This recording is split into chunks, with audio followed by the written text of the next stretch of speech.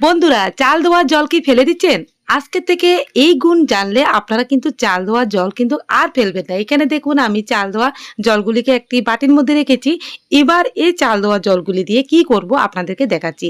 অনেকদিন পর চা খাওয়ার পর আমাদের কাপগুলি কিন্তু দেখবেন একদম কালো, কালো দাগ পড়ে গেছে। দাগগুলি কিন্তু একদম উঠতেই চায় না। তো বন্ধুরা এইভাবে চাল ধোয়ার জলে ৫ থেকে ১০ মিনিট এভাবে ভিজিয়ে রাখবেন, দেখবেন আপনা আপনি কিন্তু উঠে গেছে।